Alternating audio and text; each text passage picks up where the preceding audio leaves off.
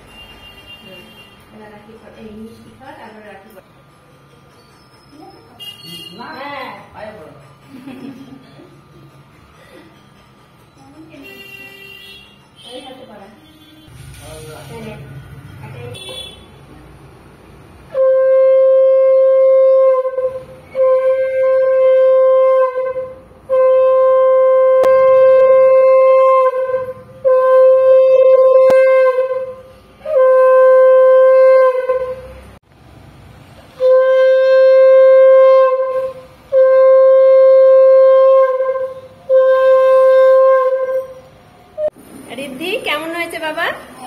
অনেক ভালো হয়েছে। তাই? হ্যাঁ, মাঝে মাঝে এসে খেয়ে যাবা কিন্তু। হ্যাঁ ঠিক আছে, খাও।